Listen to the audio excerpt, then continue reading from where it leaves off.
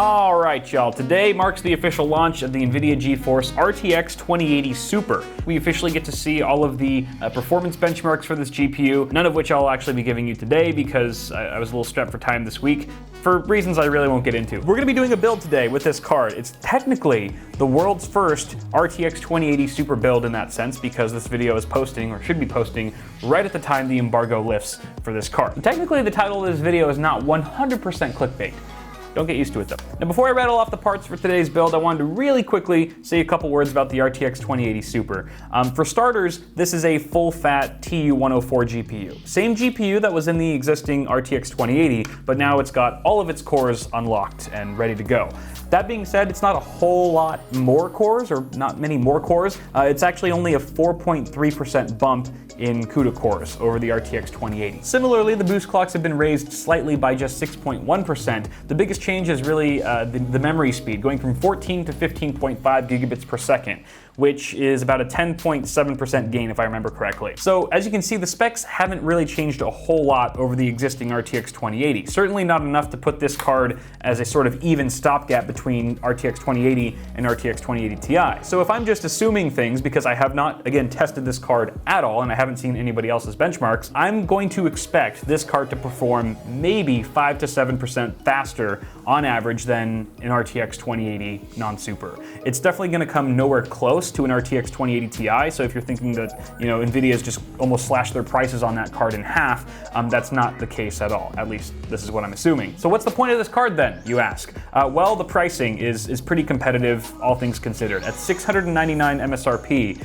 this is cheaper than what the RTX 2080 initially launched for, and it's about the same price that you can find an RTX 2080 for right now. This is not meant to be a big upgrade over the RTX 2080. It's more or less meant to replace it, very much like the other super cards in the lineup. So that's pretty much all I wanted to say about this card. Again, go ahead and watch your favorite press reviewers and tech tubers for verification on everything I just said, because I could be completely wrong. With that out of the way, let's talk about the build. Wifey Sauce actually deemed this build. She took a look at the parts for like 10 seconds. She was like, you should call it the Terminator, or the Terminator build, which I really like that idea, because it's a silver themed PC, and the Terminator is known for destroying things. It's sent out to seek and destroy, very much like this new gaming PC will do to all of today's AAA titles. It's just going to absolutely crush any game that you throw at it. That's where we're going with today. This is the Terminator, starting with the Inwin 905. This is the new case that they were showing off at Computex this year. I saw it and they're like, do you want us to send? I was like, yes! They've actually improved the airflow over the Inwin 904, I think it was,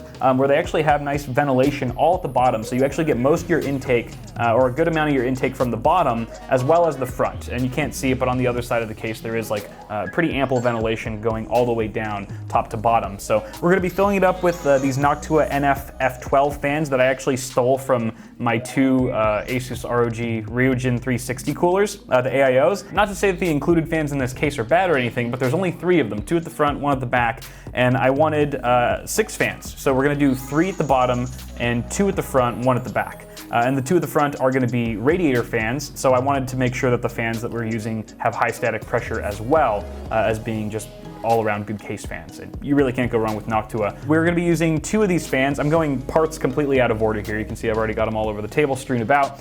2 of these fans, like I said, are gonna be going on an AIO, specifically the Corsair H100i RGB Platinum, 240 millimeter liquid AIO. Does support AM4, so we're good to go there. It's got a nice silver trim around the water block, so it's gonna match nicely as well. And yes, I would consider it a sin to not use the ML120 Pro fans that come included with this cooler, unless you're replacing them with something of equal or greater quality, like these Noctuas. Driving our system, I've got a Cooler Master V850 power supply. I've been using this unit a lot lately, just for random builds and test beds, mainly because it's got a quiet fan, it's super reliable, 80 plus platinum, fully modular, and it's 850 watts, which is plenty to drive most of today's systems. As you can see, I've already started prepping our motherboard a bit here with the CPU and memory installed, but this is the ASRock X570 Taichi. It is a hell of a board. It looks incredible. It is actually one of the nicest looking X570 boards in my opinion. It has a 12 plus 2-phase power design with a couple heat sinks on top being connected by a copper heat pipe. Very nice silver accents all throughout. We have an active cooling fan that's actually underneath this ventilation area. At first I thought it was this copper wheel, but that's just for aesthetics. It's kind of a steampunk effect. And we do have a nice backplate there as well. Our CPU is none other than the Ryzen 9 3900X, 12-core, 24-thread part, and at the moment I could see no better CPU to pair with our RTX 2080 Super. So this is going to be, excuse me, I just burped. This is going to be a full AMD and Nvidia build. Sorry, Intel, you're the odd man out this time around. For memory, we have an 8x4 gig kit giving us 32 gigs of G-Skills Trident Z Neo DDR4 at 3600 speed, very nice frequency, good sweet spot for Ryzen 3000. Very similar looking to the existing Trident Z RGB modules, especially from the front. You can't really even tell a difference, but on the side you do get a silver plate there that's going to match oh so perfectly with the rest of our hardware. This being the X570 platform, we do open up the possibility and support for PCIe Gen 4. So I'm going to be using the same SSD. This is the only PCIe Gen 4 NVMe M.2 drive that I have on hand. This is the Gigabyte Aorus PCIe Gen 4 NVMe SSD using the same Phison controller that pretty much every existing PCIe Gen 4 NVMe drive is currently using. It's a 500 gig capacity. If this was my personal system, I'd probably be adding a mechanical drive as well for additional storage, but seeing as how it's just for a vanity build for today, this should do the job just fine. Now, somehow circling all the way back to fan stuff, we have some of these Fantex Halo Lux digital RGB fan frames. These are great if you want to add a little bit of lighting, a little bit of bling to an otherwise ordinary fan that doesn't have lighting already. So I'm actually going to be strapping them to our NF F12s today. Finally, we wouldn't want to taint the look of our rig using stock power supply cables. It's just nasty. So instead, we're going to be using these sleeved extensions from Asia Horse. I've been using their products for quite some time now. These are the nylon, sort of nylon material as opposed to paracord, which means they don't turn as tight, but they sure as hell retain their shape a lot better. They're much easier to train, especially if you're using cable combs, which we will be, and overall, very nice product for not too much money. I think it was like 32, 33 bucks for the entire box, which comes with everything you need for a standard build like this. As always, guys, feel free to check out the links in the description below if you're interested in any of this stuff. I can't confirm right now if the RTX 2080 Super links will be there because it's just so early, but I'll be sure to update those links as these GPUs become available on select retailers. With that said, I am ready and super pumped to get terminating on this new computer build, because I'm the governor. Get down or to the chopper. I'm sorry.